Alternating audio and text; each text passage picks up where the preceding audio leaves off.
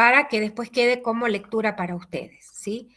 Entonces, la regeneración forestal, habíamos visto que era, el objetivo era mantener a perpetuidad una plantación, ¿sí? Una plantación forestal.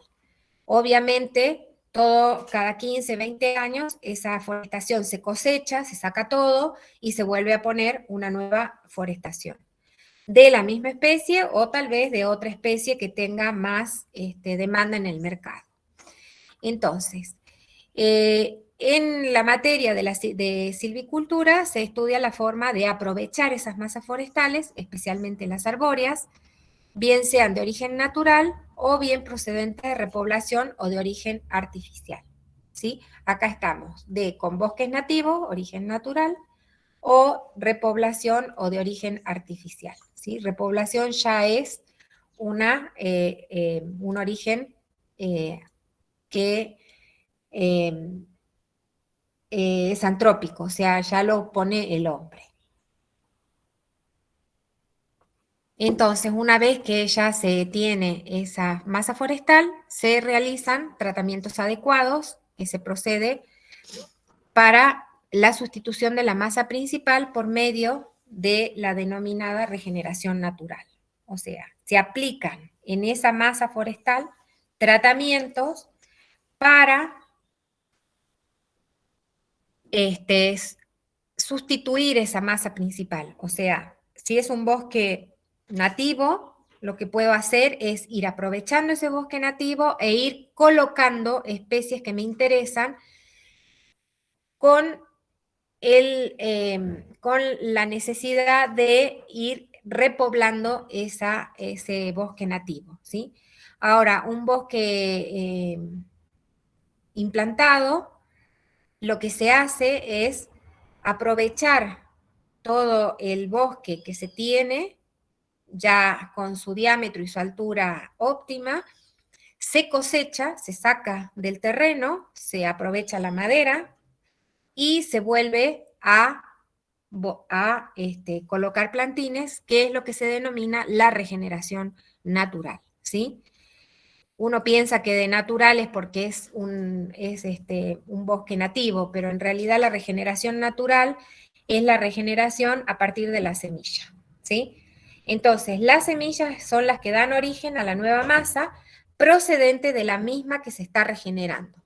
O sea, vamos a ver tratamientos más adelante de cosechas de esa plantación implantada para que ustedes vean cómo se van sacando los árboles de manera tal que pueda en algún momento mandar a una cuadrilla de operarios a levantar las semillas de esas especies, de esas plantas o de esos árboles que voy a sacar. O sea, antes de sacar todos los árboles, lo que se hace es ir dejando árboles importantes, árboles que tengan un buen desarrollo, que tengan una buena cobertura de masa arbórea, que sean suficientemente altos, que tengan buen diámetro. Voy a dejar esos árboles para poder, los voy a elegir en realidad para que una cuadrilla de operarios vaya al campo y recolecte semillas de ese árbol, ¿sí? Entonces, por eso dice que las semillas que dan origen a la nueva masa proceden de la misma que se está regenerando. Entonces, si no tengo esas semillas, las tengo que comprar en el comercio y a veces son caras. Y a veces no solo son caras, sino que no hay seguridad de que esas semillas sean frescas. O sea que tengan una buena posibilidad de germinar. Bien, luego tenemos la masa forestal, que es el conjunto de vegetales leñosos que ocupa una extensión grande que interaccionan entre sus componentes, ¿sí? Esa interacción entre sus componentes es la interacción de lo que les comenté a ustedes, que lean por favor, de los factores forestales, de los factores, ¿cómo era? De los factores, se me fue la palabra, de la parte del sitio forestal, ¿sí? La parte del sitio forestal es la que perdón, es la que me dice cómo es esa interacción entre los componentes para que se forme una masa forestal mixta, ¿sí? De yunga o de chaco, depende de cómo son los componentes de clima, de suelo y de todas esas, ¿sí? Y estas extensiones son las que evolucionan en relación con su medio y que es el objetivo del tratamiento para obtener una utilidad de ellas, tanto sea de una masa forestal mixta como de una masa forestal pura, ¿sí? En la masa mixta tenemos varias situaciones para poder hacer aprovechamiento, porque si están en pendiente, para sacar las especies aprovechables, las especies que son aprovechadas del lugar para sacar es un poco más engorroso que cuando tengo una masa forestal pura, porque tengo ya armadas las áreas para cada tipo de especie. O sea, cuando tengo que aprovechar un paquete, saco todo ese paquete y me lo llevo, pero cuando estoy en una masa forestal mixta, elegir las especies entre toda la espesura para sacar 3, 4 árboles es bastante costoso, ¿sí? Pero se puede hacer un aprovechamiento parcial de ese bosque, de esa masa mixta, donde uno lo que genera también es por ahí empezar a generar bosques un poco más puros, ¿sí? Dentro de una masa forestal mixta, generar pequeños bosquecillos de masas puras, ¿sí? Que no es lo óptimo, porque en realidad lo que se trata es de que esa masa forestal quede, la mixta, quede en esa forma, porque aparte de hacer una, una situación de aprovechamiento de madera, tenemos otras funciones de esa masa, que es la protección de la fauna, la protección de las cuencas, la producción de agua, la producción de semillas viables. Entonces, hay que tratar de mantenerlas, pero es costoso poder retirar especies de un bosque mixto. En el forestal es distinto, porque puedo tener bosques puros de 5 hectáreas de una especie y puedo tener 10 hectáreas de otra especie, o puedo tener 5 hectáreas de la especie con un diámetro, 5 hectáreas con especie de otro diámetro. Entonces la cosecha se va haciendo cada 2 años en cada bosque, ¿sí? Entonces, aprovecho ese bosque, me queda el otro sector de bosque que tiene otro diámetro, que siga creciendo, mientras tanto siembro en este que coseché, ¿sí? Para no dejarlo desprotegido. Me estoy adelantando un poco. Los incentivos que motivan a la reforestación son de tipo económico y social. Los económicos surgen de la interacción existente entre la oferta y la demanda de la madera, del tipo de madera y de qué madera es. Y cuando los productos maderables disminuyen, el manejo técnico del bosque crea un incentivo, debido a que se debe sostener una oferta limitada de madera, de bajo costo, mediante la regeneración rápida de los bosques después de ser talados.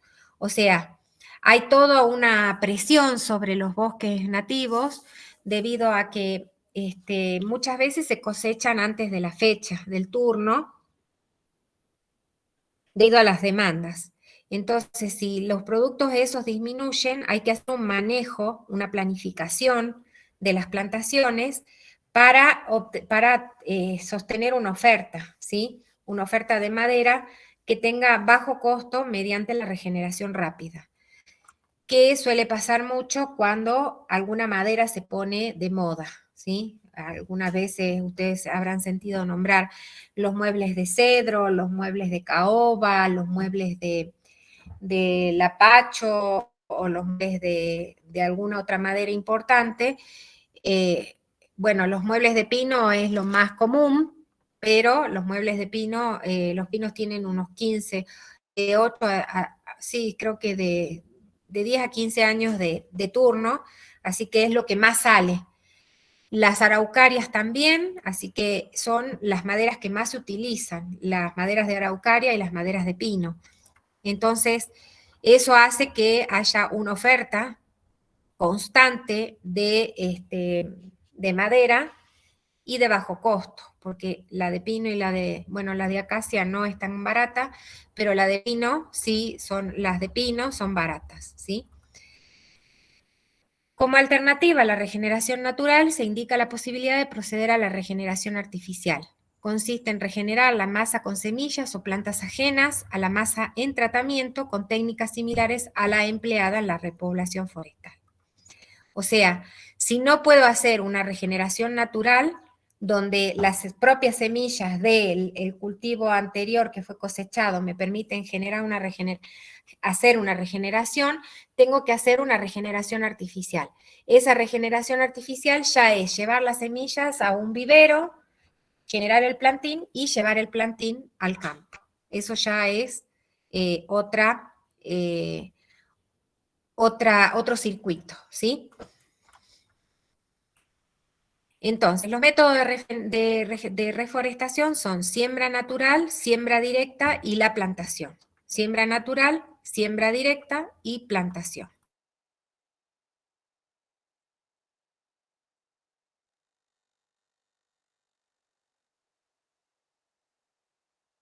Natural.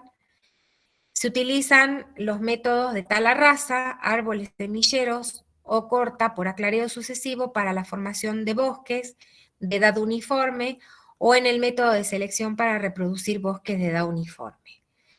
¿Qué son estos métodos de tala rasa, árboles semilleros o cortas por aclareo? Desgraciadamente lo vamos a ver en la clase que viene porque no puedo hablar de los métodos sin ustedes haber visto primero cuáles son los métodos que se utilizan.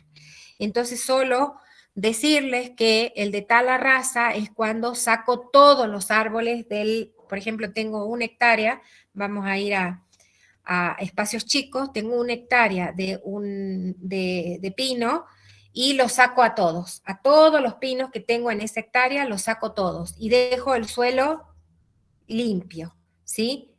Entonces, ahí tengo que luego sembrar o dejar que las semillas que cayeron de los pinos broten. Esa va a ser una regeneración natural. Si es la regeneración artificial, voy y llevo los plantines.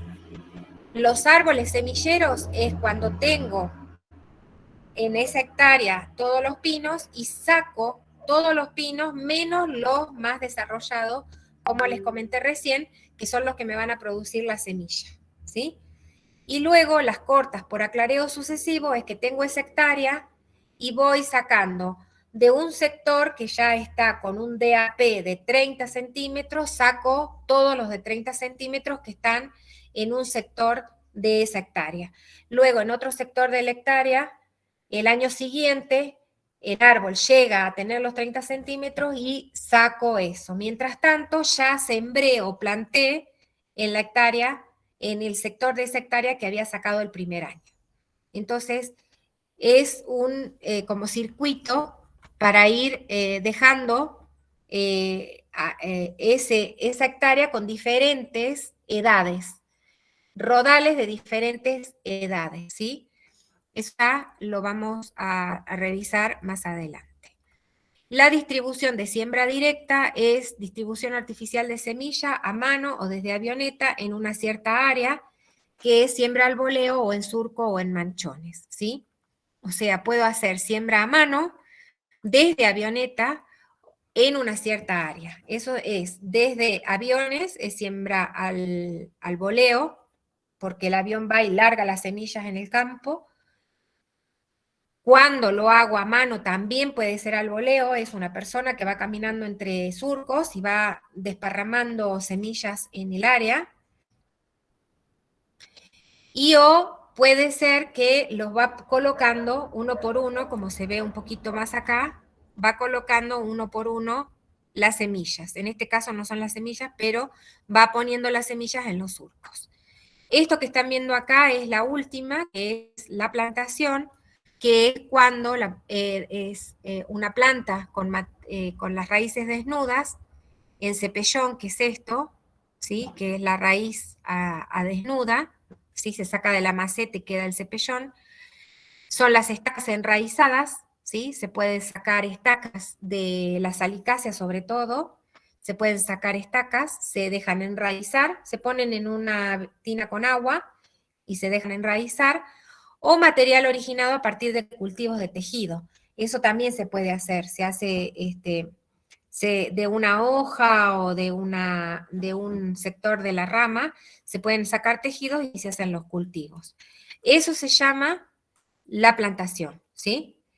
Entonces, puedo plantar estacas, material a raíz desnuda o cepellón, estacas enraizadas o un material que ya está formado en planta, que se origina a partir de cultivos de tejido. Entonces, la utilización de uno u otro de los métodos debe evaluarse en el momento de la elaboración de la estrategia de la reforestación, teniendo en cuenta este momento de la elaboración de las estrategias es el plan de deforestación, el plan de manejo, ¿no? El plan de gestión de la reforestación.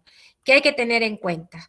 La identificación de los objetos, de la ordenación de la tierra, o sea, la identificación de los objetivos de la ordenación de la tierra, de acuerdo a qué va a ser destinada esa tierra. A producción de madera, a producción de protección, a cuál es el objetivo de esa ordenación.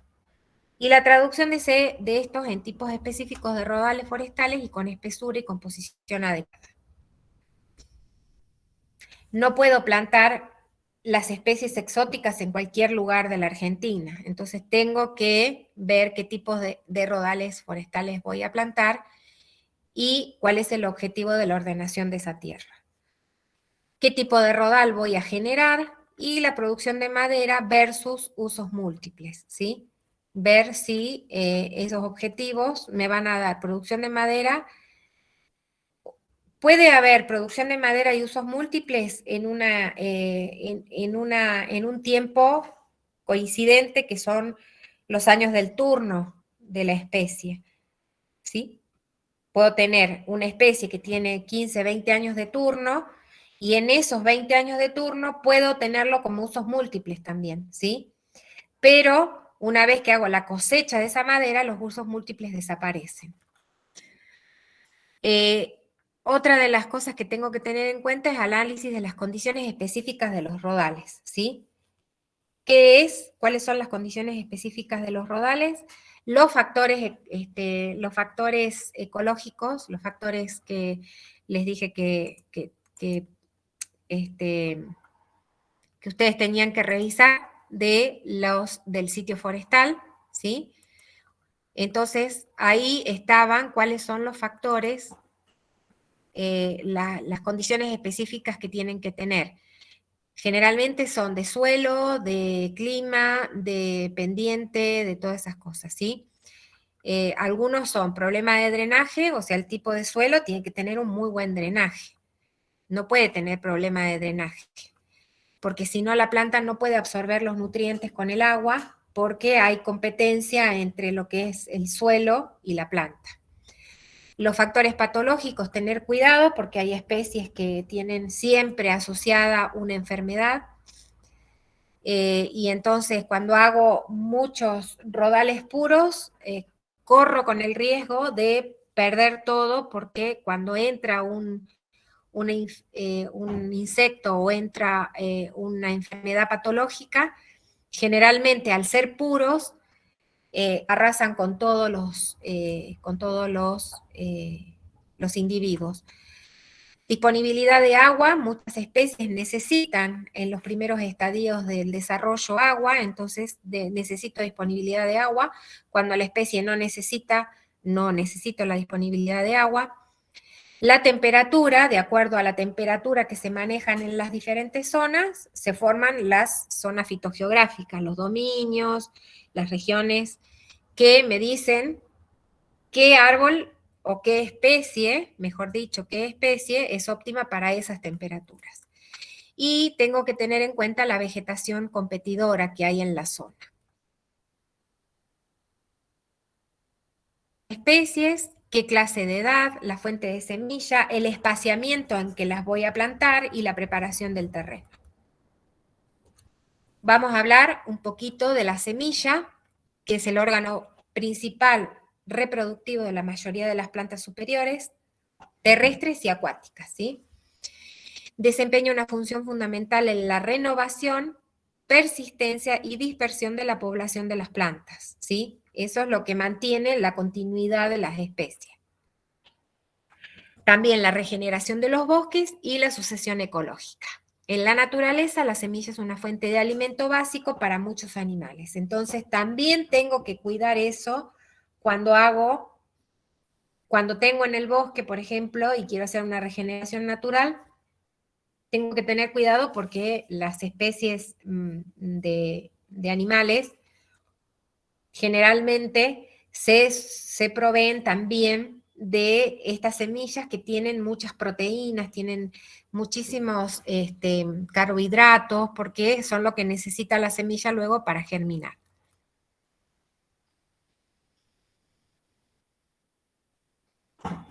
Bien, acá tienen dos semillas que hacen de coníferas y latifoliadas, ¿sí? Esto ya lo vieron en botánica, seguro en sistemática.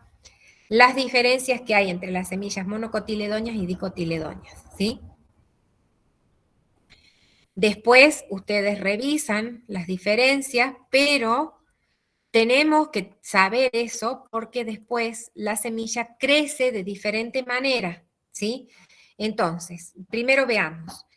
Las semillas es el principal recurso para el manejo silvícola de las poblaciones de plantas, para la forestación, para la conservación del germoplasma vegetal y para la recuperación de especies valiosas sobreexplotadas. O sea, la semilla es un recurso principal no solo para el manejo silvícola, sino para cualquier cosa, ¿sí?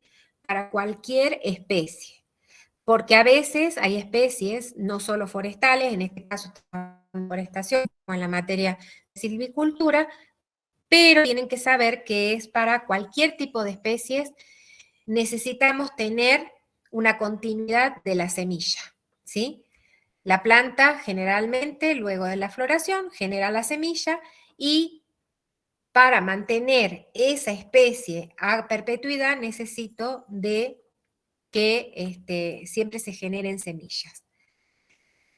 Ahora, las semillas se pueden almacenar vivas, porque están latentes, si le pongo temperatura, le pongo agua, la semilla brota. Pero si no tienen esas condiciones, la pongo, por ejemplo, en una cámara frigorífica, se almacenan vivas por largos periodos de tiempo. ¿Eso qué va a asegurar? La preservación de especies y la variedad de plantas valiosas.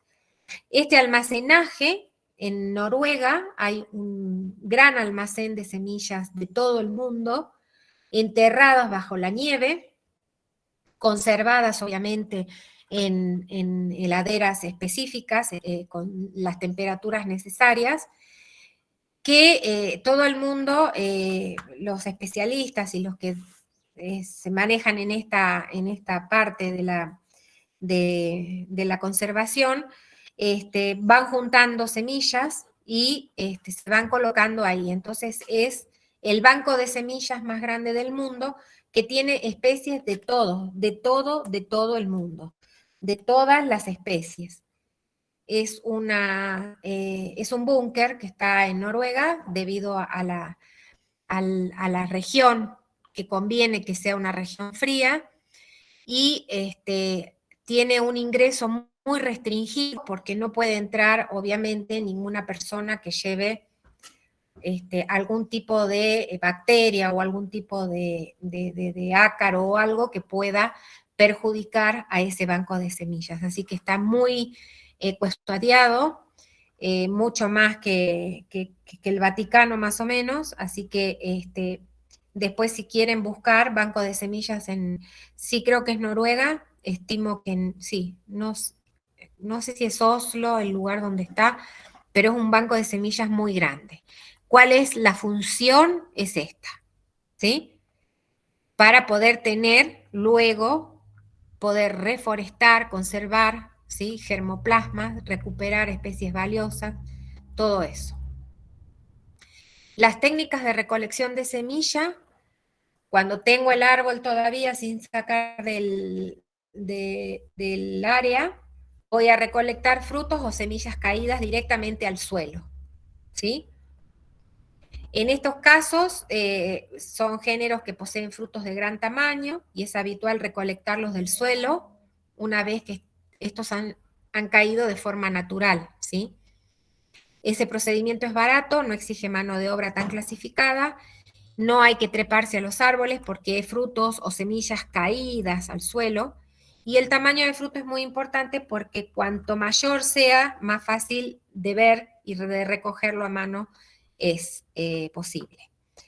Los principales inconvenientes que tiene esto es que la caída natural tiene riesgo de recoger semillas deterioradas o de germinación prematura, porque ya en el suelo tienen una cierta humedad y una cierta temperatura, entonces ya el brote sale. Entonces, germinación prematura, y cuando la recolección se retrasa, pasa eso de la germinación prematura. Y la falta de certeza a la hora de identificar los árboles, padres a los que se recoge la semilla. O sea, no sé de qué árbol cayó, si de un árbol bien formado o de un árbol que está debilucho, que no tiene fuerza o que no tuvo la suficiente altura, no tuvo buena fotosíntesis, ¿sí? Entonces no sé identificar de qué árbol padre es.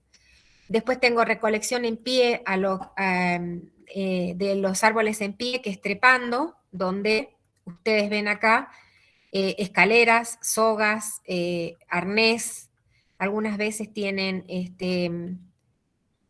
unos zapatos que se pueden enganchar en los troncos de los árboles para ir trepando, ¿sí? Y esto me aseguro de saber de qué árbol sale la semilla, ¿sí? Y todo lo que son los cuidados de la persona que se sube a poder retirar la semilla, ¿sí? Lo que se hace y lo que es mejor es tratar de conseguir las semillas de los extremos, ¿sí? De la parte alta, que son donde mejor, mejor está, tiene mejor características la semilla. Luego, toda semilla debe ser obviamente identificada, asociando la zona de la cual proviene, y de este modo la plántula, o sea, de la que emerge de esa semilla, puede llevarse a la misma zona de la cual se obtuvo la semilla. Eso tiene una ventaja muy importante porque habla de que ya está ambientada a ese sector del lugar con lo que es los factores de la temperatura, de la humedad, del suelo, de la pendiente, de todas las características de donde salió la semilla. El almacenamiento de las semillas busca proteger del deterioro y daños mínimos la pérdida de germinación, así como mantener la identidad de la semilla, la condición física y la pureza, ¿sí? Entonces busca proteger todo eso. Las condiciones para el almacenamiento son la humedad relativa del ambiente y la temperatura del ambiente. La recomendación fundamental para el tipo de empaques, para el almacenamiento de esas semillas, es el uso de empaques herméticos, ya que no permiten el intercambio de oxígeno ni de entrada de humedad, y al usar materiales opacos también evita la entrada de luz, ¿sí? Se recomienda el uso de fungicidas para semillas en almacenamiento, ya que la mayoría de ellas deben ser disueltos en agua, lo que aumenta el contenido de humedad de la semilla. O sea, no se recomienda el uso de fungicida porque si no, tengo este problema de la entrada de humedad. Ahora, si levanto semillas del suelo, de recolección del suelo, voy a tener problemas seguro de que voy a arrastrar alguna bacteria o voy a arrastrar algún animalito de esos pequeños, de los microorganismos. Entonces muchas veces se hacen algunas técnicas que son rápidas, por ahí se puede mantener en un lugar con temperatura, cosa de que no estropee la germinación, pero que sí pueda eliminar a los microorganismos. Entonces, acá está lo que les comentaba de que tengo que tener en cuenta qué tipo de semillas tengo, porque existen dos tipos de germinación, la hipogia y la epigia, ¿sí? Acá está la epigia, donde la germinación de la semilla sale a la superficie y se va formando la planta. Y la hipogia es donde la semilla germina debajo de la tierra y larga luego el tallo fuera de la superficie del suelo, ¿sí? Esas dos son las dos tipos de germinación. De las hipogias tenemos, por ejemplo, el Quercus y el Junglands australis, y de las epigias no puse ejemplo. Dice que la mayoría de las coníferas, los cotiledones levantan la semilla por encima del suelo, ¿sí? O sea, primero germina la semilla y levanta los cotiledones arriba de la superficie del suelo. En cambio, las otras especies, primero germina, larga un tallito y germina la semilla, ¿sí? Y luego larga el tallo. La semilla de muchas especies forestales germinan fácilmente en condiciones favorables. En los bosques tropicales húmedos, las condiciones de temperatura y humedad y oxígeno son apropiados para germinar durante todo el año, germinando luego de la dispersión de la semilla. Eso es en bosques húmedos. Existen factores internos como es el embrión fisiológicamente inmaduro, cubierta impermeable al oxígeno o al agua, cubierta de la semilla demasiado fuerte, se desprenden inmaduras del árbol. Esos son factores internos. Y los factores externos, el agua, el oxígeno, el dióxido, la temperatura, la luz, que van a afectar la germinación de la semilla, ¿sí? Entonces existen factores internos y externos que van a afectar la germinación de la semilla. Y no sé si más adelante dice o no, pero muchas veces las semillas en la naturaleza tienen todas las condiciones para poder germinar, ¿sí? Hay semillas que tienen una cubierta muy dura que si no pasa por el tracto de un animal y los ácidos gástricos desarman esa cubierta, la semilla recién puede germinar. Cuando uno quiere hacerla germinar en laboratorio, lo que tiene que hacer es pasarla por agua caliente o por ácidos o cepillarlas o rasparlas en una lija para romper esa capa dura que tiene la semilla y que luego pueda germinar, ¿sí? Entonces, eso es romper la latencia. ¿Qué es la latencia? Es el estado en el cual la semilla viable no germinan bajo condiciones consideradas adecuadas. Entonces, la latencia es un estado en el cual la semilla viable no germinan bajo condiciones consideradas adecuadas, o sea que humedad, oxígeno y temperatura. Eso se da esperen chicos, me parece que la latencia es el estado en el cual la semilla viable germinan bajo condiciones consideradas. Me parece que no está de más, me parece.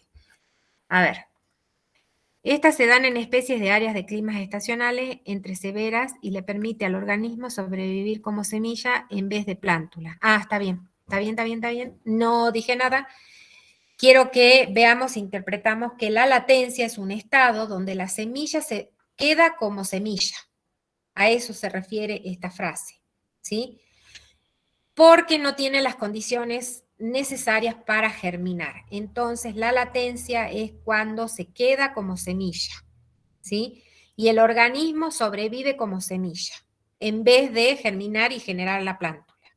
Eso cuando ocurre en inviernos muy fríos, en estaciones secas muy prolongadas, ¿sí? Entonces, ¿se entendió la latencia? Es cuando no germina porque no tiene las condiciones necesarias. Esa interrupción de ese estado se puede hacer, acá está un poco sobre lo que les comentaba recién, la estratificación y la escarificación. La estratificación es cuando la semilla necesita una buena cantidad de agua, oxígeno adecuado y bajas temperaturas durante 1 a 4 meses, ¿sí? Esa es estratificación. Escarificación es cuando la semilla impermeable, cuando la cubierta de la semilla impermeable al paso del oxígeno y el agua, por lo que debe frotarse la cubierta con abrasivos o sumergir la semilla en ácido, peróxido de hidrógeno o agua caliente durante periodos variables. A esto hay que tener mucho cuidado porque a veces uno se pasa del tiempo en que la metió en el ácido y la semilla la mató a la semilla, ¿no? Entonces, por eso acá dice durante periodos variables y controlados, ¿sí? Desarrollo y establecimiento de las plántulas, eso más o menos hasta acá estábamos hablando de las semillas, ¿sí?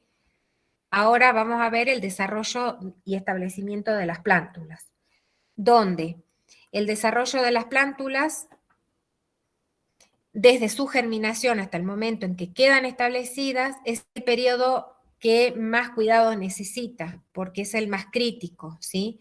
Donde es el periodo donde más ocurren mortalidades, ¿sí? Debido a que los tallos son muy frágiles, debido a que las hojas todavía no están bien, no hay una buena cantidad de hojas, ¿sí? Entonces, entre la semilla y la planta que va a ir al campo está el desarrollo de la plántula, ¿sí? Entonces, para aumentar ese éxito de regeneración, se deben conocer algunas características. 2 periodos, la etapa suculenta y la etapa juvenil. ¿De qué? De la plántula ya. Una vez que emergió, ya tenemos la plántula y tenemos la etapa donde la suculenta, que dura unas cuantas semanas y comienza cuando aparece la plántula por encima de la superficie del suelo hasta consistencias duras. ¿Se acuerdan del hipocotilo? Es este que está acá, este que se lee el hipocotilo, ¿sí? No está no puse qué significa cada letra. Bueno, estos son los primeros cotiledones, ¿sí? Y acá, en esta, es los, los, los cotiledones están acá, son estos primeros que están acá, ¿sí? Entonces, cuando hablamos de suculenta, es cuando hasta que el hipocotilo alcanza consistencias duras, o sea, está bastante formado. Y en la etapa juvenil es el endurecimiento del hipocotilo y dura varios años hasta que la plántula se establece y el riesgo de mortalidad es bajo. Etapa juvenil es cuando el tronco llega a formarse como si fuese un tronco leñoso, ¿sí? Pasa de un estado verde, de un hipocotilo inmaduro, a un hipocotilo maduro que es de color marrón. Entonces, ahí es donde se ve el crecimiento de este endurecimiento que habla acá de la etapa juvenil. Bien, eso es con respecto al establecimiento de las plántulas. O sea, una vez que la planta emerge, una vez que ya salió la plántula, no me tengo que quedar con la certeza de que esa planta ya está, ¿sí? O sea, la tengo que cuidar, por eso se hacen los viveros forestales, se generan ahí las plántulas, se las tienen bajo cubierta un cierto tiempo y luego se trasplantan para que consigan esa dureza del hipocotilo, ¿sí? Eso más adelante vamos a ver en viveros forestales.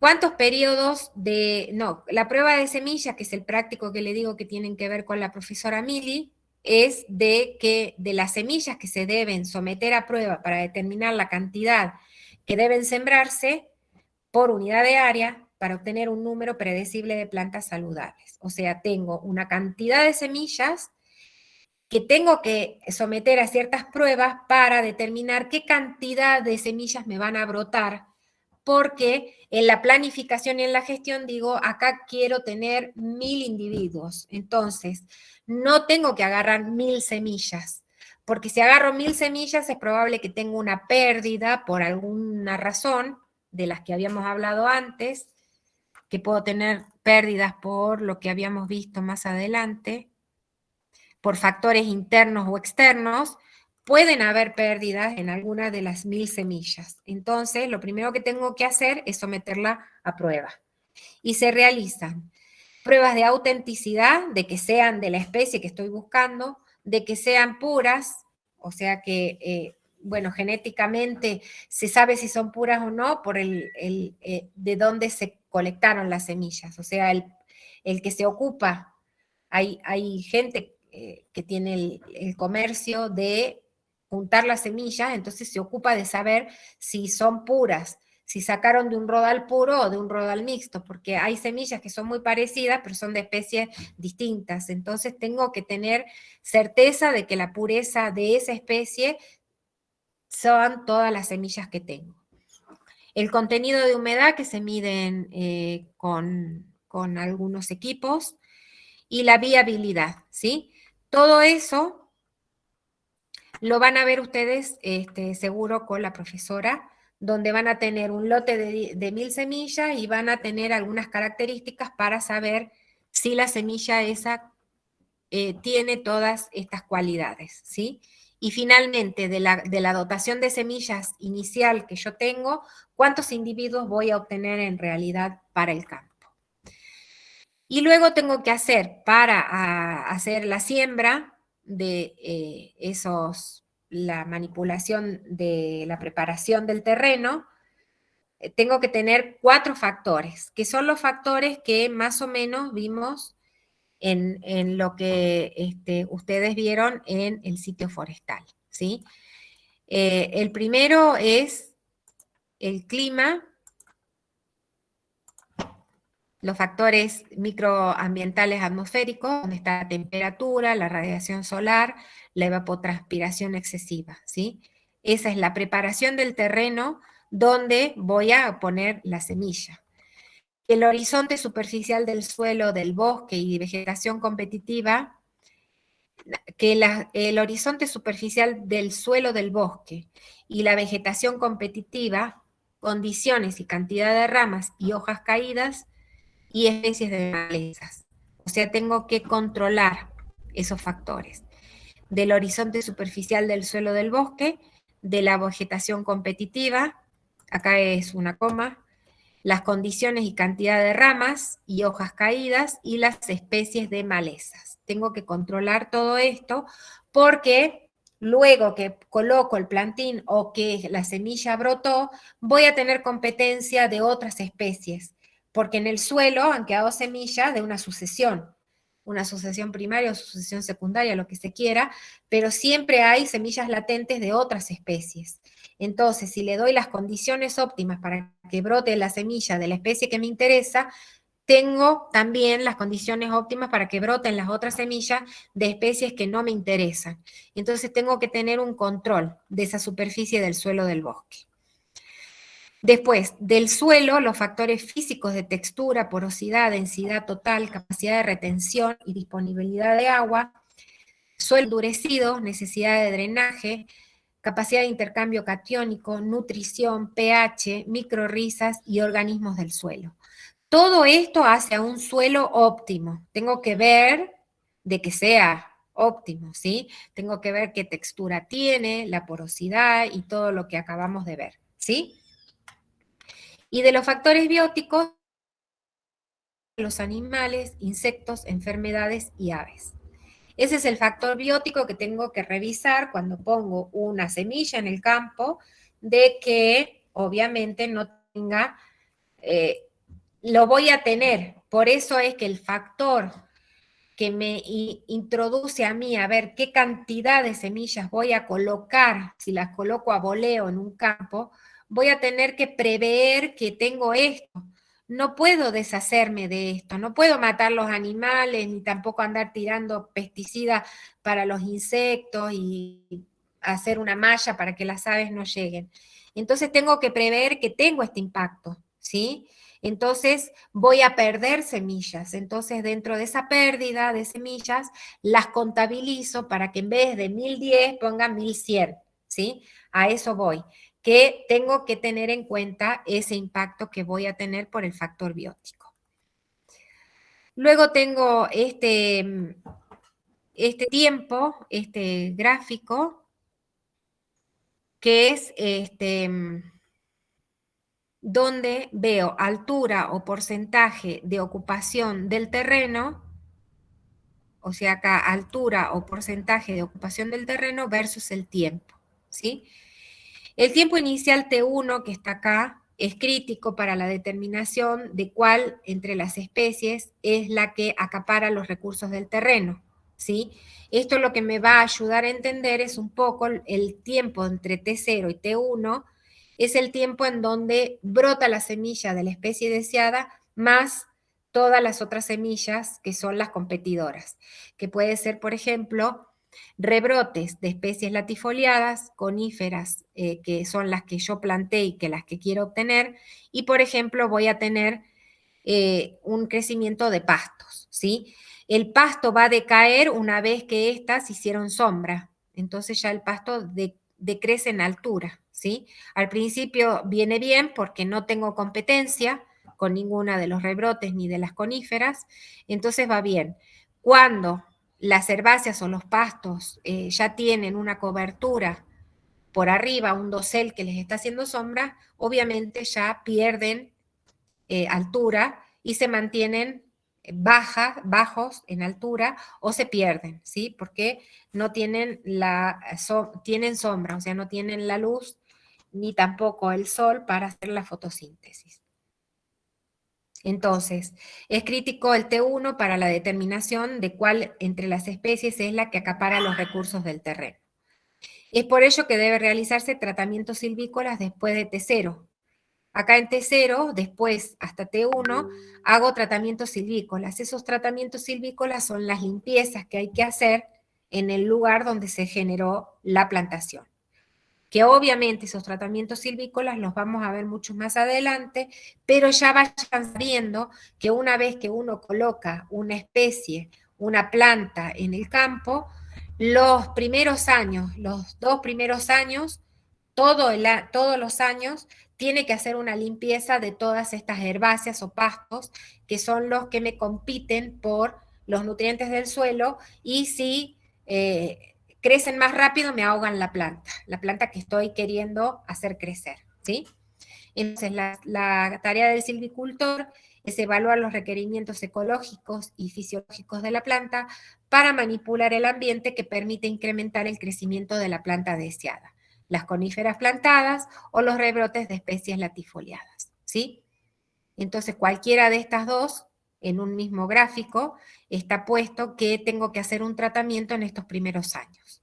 Los 2 primeros años, después al tercero, cuarto, quinto año se hacen otros tratamientos, después se hacen al séptimo y al noveno otros tratamientos, y después se hacen al 10º y al 15º otros tratamientos, entonces eso lo vamos a ver más adelante.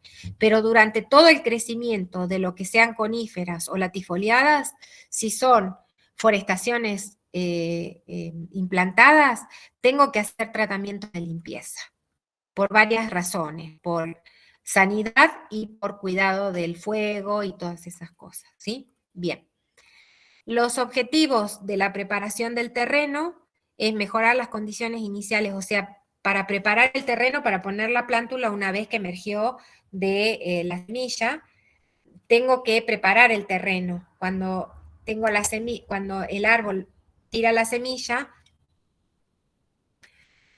el terreno tiene que tener condiciones óptimas iniciales de humedad para poder brotar, mejorar el índice de supervivencia mediante el control de la sombra, ¿sí? Incrementar, cortar tiempos de retornos económicos y reducir posibilidades de incendio. Ese es el objetivo de preparar el terreno, ¿sí? Uno de los objetivos de preparar el terreno también es tener pocas especies invasoras en los primeros años, ¿sí? Entonces, voy a preparar el terreno con la humedad necesaria para mejorar ese índice de supervivencia, para incrementar la producción de madera, o sea que todos los plantines que puse en el terreno o todas las semillas que brotaron en el terreno, finalmente se transformen en árboles que me den una producción de madera. También puedo acortar los tiempos de retorno económico porque al tener una buena calidad de suelo voy a tener un buen crecimiento de los árboles. Entonces puedo cortar, en vez de cortar a los 15 años, puedo cortar a los 13. Entonces el turno lo puedo adelantar. Y reducir las posibilidades de incendio es lo que se resuelve siempre en lo que son las plantaciones y las plantaciones, ¿cómo se llama? De árboles, de rodales puros, ¿sí? Ahí sí o sí tengo que hacer calles cortafuego, tengo que hacer controles de malezas, que es lo que vamos a ir viendo cuando veamos forestación, ¿sí? El método de preparación del terreno es mecánico, químico con herbicidas y quemas, ¿sí? Que son algunas de las formas que puedo preparar el terreno. Generalmente se trata de que no sea ninguno de los tres, ¿sí? Porque es muy abrupto para el suelo. Pero mecánico significa limpiar de alguna manera con algún tractor y un arado atrás chiquito.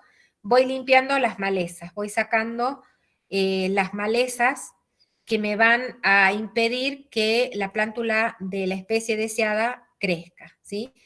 Los químicos generalmente se echan químicos específicos para lo que es eliminar la maleza inicial, porque si no tengo limpio el terreno, pongo mi plántula y enseguida las herbáceas me tapan el individuo o la plántula que coloqué, ¿sí? Y quema generalmente lo hacen la gente de los cerros, la gente que no tienen posibilidades de comprar los herbicidas o de tener maquinarias para poder limpiar el campo.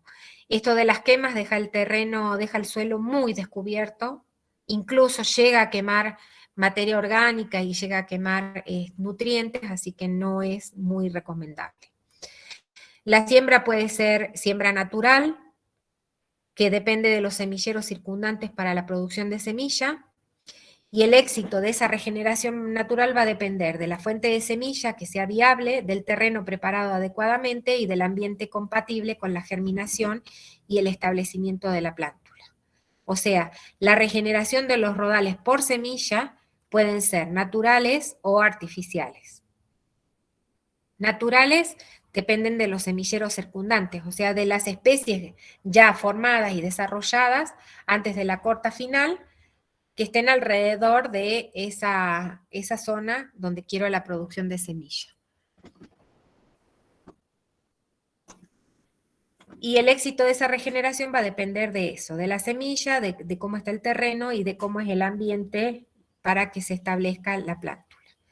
Y la siembra directa es la distribución de la semilla en manchones o surcos, siembra al voleo, a mano o por medio de avionetas, ¿sí? Que me generan una posibilidad de mantener, la posibilidad de tener una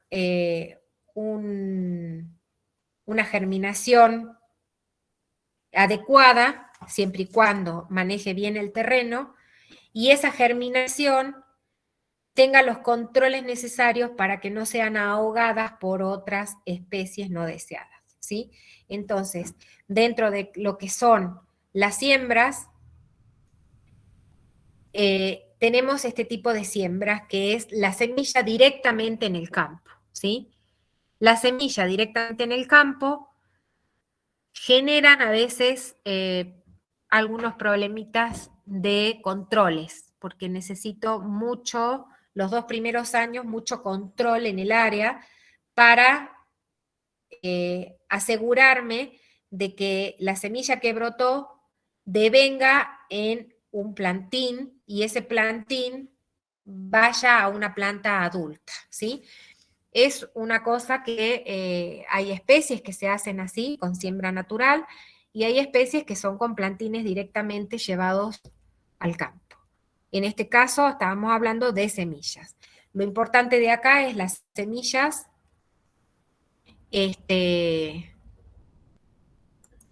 tener en cuenta varias cosas de la semilla, como qué tipos de semillas son, ¿sí? Cómo es la germinación de la semilla, qué necesidad tiene la semilla para brotar, ¿sí? Las condiciones que necesita. Entonces, un poco acá está este triángulo de medios de germinación, del ambiente que necesita y la dotación de semilla. Entonces, un poco el resumen de lo que veníamos viendo, que es la dotación de semilla, la fuente, de dónde saco la semilla. De los árboles semilleros, a ver, voy a ver si lo puedo agrandar,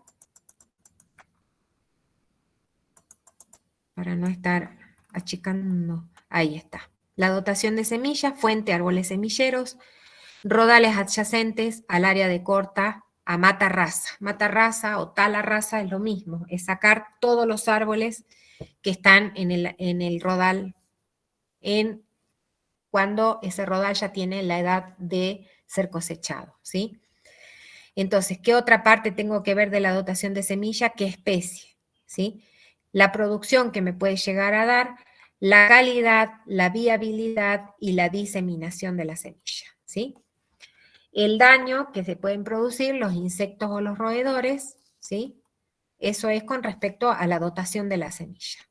Con respecto al ambiente, los factores ambientales que habíamos visto, los sitios, los factores estos que tenían ustedes que leer del sitio forestal, que son la luz, que me puede dar insolación, después la humedad, la sequía y las heladas, ¿sí? Esos son todos factores ambientales. Intensidad de la luz, tipo de luz, calor. Patrón de nevadas, a veces tengo nevadas en algunos lugares donde se reproducen generalmente los pinos, tormentas de verano, las sequías obviamente la falta de agua, las heladas, levantamiento por heladas, desprendimientos del suelo, daños fisiológicos en el propio árbol o en la propia planta, ¿sí? Los daños fisiológicos, caída de las hojas por el frío, las heladas secan. Hay heladas húmedas y heladas secas, así que también eso tiene que ver. Y luego el medio de germinación, donde tengo el tipo de lugar donde, o sea, el suelo donde va a germinar, donde haya hojarascas parcialmente descompuestas y materia vegetal, humus, madera podrida, suelo mineral o la quema. La quema deja restos, pero si es una quema muy intensa, muchas veces puede matar, no matar, sino desnaturalizar los nutrientes, ¿sí? Entonces tiene que ser una quema suave, que es una quema superficial nada más, muy controlada para que pueda mantenerse los minerales y esa quema, lo que se quema, poder la planta sacar los minerales de ese material que se quemó. Y luego tengo los de los microambientes, que es la sombra, la profundidad de la materia orgánica, la vegetación del sotobosque, la textura del suelo, los daños ocasionados por animales, enfermedades, erosión y deposición, ¿sí? La erosión o la deposición de material. A veces tengo que se sale el suelo y se me va por el agua o por el viento, y a veces se acumula ese suelo en algunas depresiones o en algunos lugares en forma caótica, entonces eso es la deposición de un suelo. Ahí en ese lugar no tengo muy buena producción porque obviamente es un suelo desestructurado. Todo esto, los tres factores ambientales, medio de germinación y dotación de semilla, tienen que también tener en cuenta la fisiografía del terreno, ¿sí? Hay que tener en cuenta si voy a tener, qué exposición voy a tener en esa ladera. Hay exposiciones que no soportan ningún tipo de plantación. ¿Qué elevación voy a tener? Porque obviamente más allá de 1500, 2000 metros de altura, las especies que yo por ahí quisiera plantar no tienen opción. Y la pendiente. ¿Qué pendiente voy a tener en el lugar? Sobre todo para saber en un rodal puro cómo voy a hacer las calles cortafuego, las calles de entresaca, las calles secundarias y principales para sacar toda la producción de madera. Entonces, todo esto tiene que ver con este triángulo que acabamos de revisar. Entonces, esto es un poco todo lo que veíamos con respecto a la parte de regeneración, ¿sí? La regeneración es la que me permite a mí mantener en perpetuidad una forestación o una masa forestal. Acá tienen un poco de bibliografía, algunas no son digitales, por ejemplo, Daniels está en la biblioteca de la sede, y después algunas páginas de internet donde ustedes pueden revisar algunos conceptos de los cuales me he nutrido para poder hacerles este tema, ¿sí? Entonces, con esto ya vemos la parte de regeneración natural. Esta parte de regeneración natural es una parte sencilla, pero sí necesitamos conocerla porque de ahí va a depender el éxito de mi futura forestación, ¿sí? Saber todas estas características que hemos ido revisando. Entonces, eso con respecto a la regeneración. Y volviendo un poco a a lo que es, a ver, ya lo borré, lo que habíamos visto del programa, lo próximo que sigue en el programa es justamente la parte de lo que ahora les nombré muy por arriba, tala rasa, lo que es la parte de árboles padres, tala selectiva, ¿sí? Todo eso que lo vamos a ir revisando en la clase que viene, que va a aclarar un poco lo que estábamos hablando de cómo voy a recolectar esas semillas de acuerdo a qué tipo de corte hago en mi plantación, ¿sí? Entonces, es importante que sea organizado el tema de la recolección de semillas porque previo a un año antes o 2 años antes de la corta total de esos árboles o de la selección de algunos árboles para cortar, tengo que prever mandar a la cuadrilla de operarios a hacer la recolección de las semillas. Preferencia, ¿sí? Y si no se puede, bueno, sí del suelo, pero hay muchísimas otras formas de recolección que se pueden hacer de los árboles, que es encapsular las semillas y dejar que caigan en unas redes, ¿sí? Batir el árbol y caen las semillas, entonces ya no tengo contacto con el suelo y todas esas cosas. Así que eso es lo que vamos a ver la clase que viene de cómo se generan este tipo de saca de los árboles del terreno para el aprovechamiento de la madera. Entonces, déjenme ver dónde está.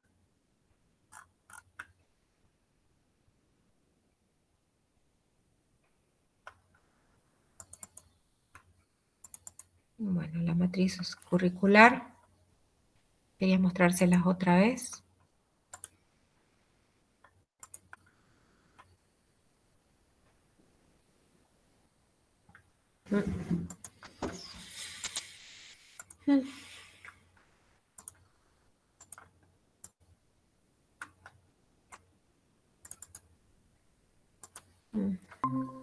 Ahí está. Para que vayamos viendo cómo viene un tema tras de otro para ir entendiendo un poco y organizar la materia, ¿sí? En esta tercera parte, de la segunda parte, no, esta no es, esta es del TURF, pero igual, no importa. Este es el programa del TURF, pero no importa porque el TURF tiene segunda parte y nosotros esta es la tercera. porque el turf no tiene la parte de la segunda parte del turf en el programa es toda la parte de dasonomía. Entonces, por eso es que acá directamente pasa a segunda parte, porque no la tiene. La tenemos en ingeniería, pero no la tiene el turf.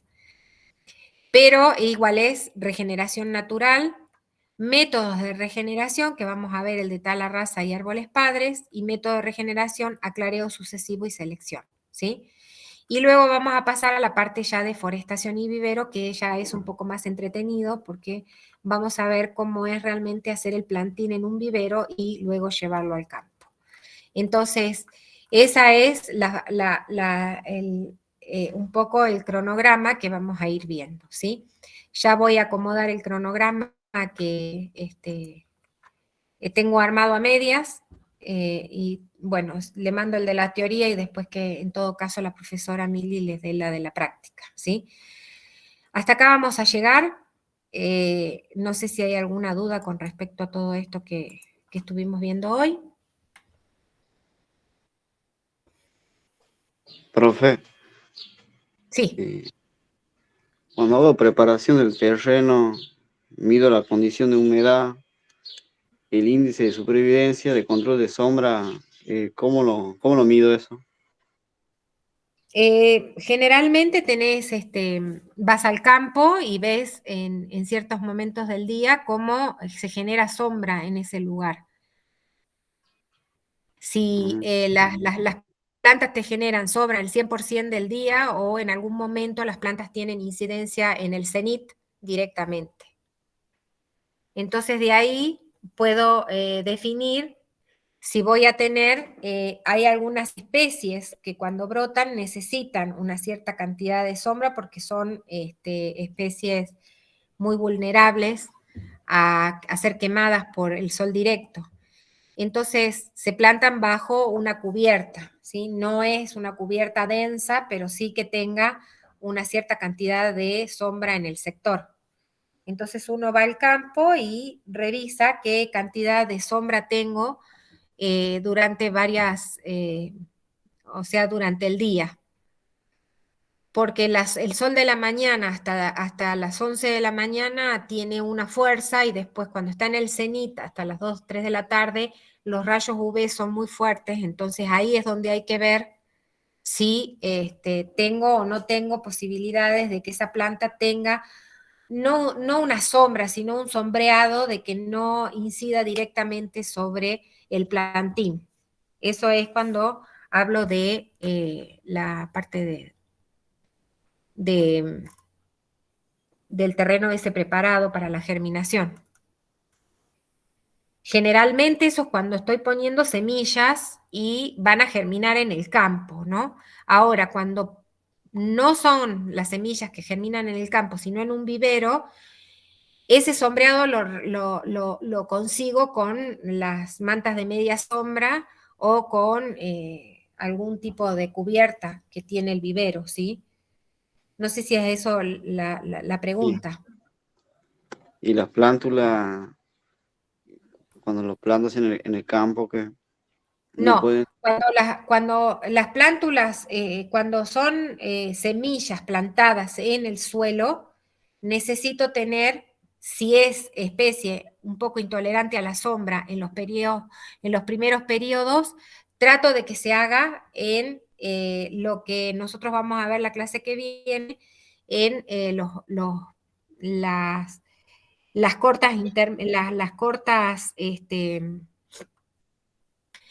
que se hacen cuando por ejemplo, el aclareo sucesivo o el aclareo en selección.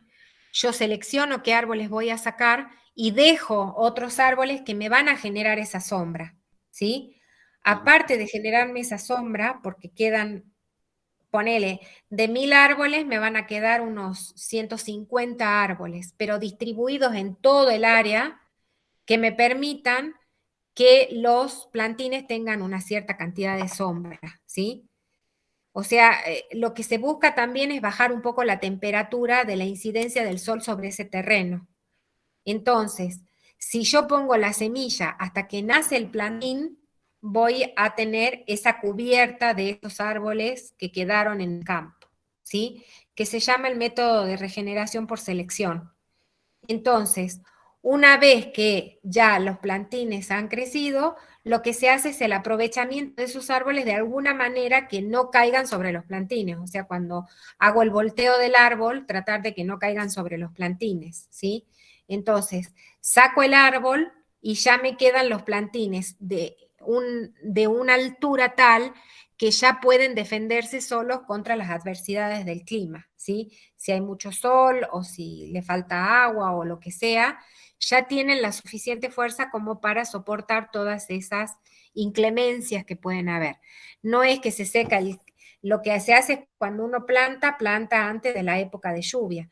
Entonces puede pasar que hay 15 días previos a la lluvia, hay 20 días previos a la lluvia, que el plantín tiene que resistir eso en el campo, cuando no puedo regar. Entonces, de esa manera se puede hacer lo que es la protección de la semilla que germina en campo.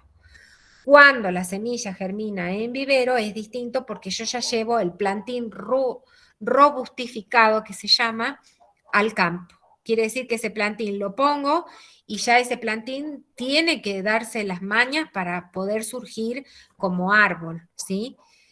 Quiere decir que ya tiene una cierta corteza en el tronco, que ya tiene bastantes hojas, que tiene una muy buena raíz formada, ¿sí? Eso ya es otra cosa. Pero cuando la semilla está en campo, necesito la ayuda a veces de algunos árboles que me den cierta sombra.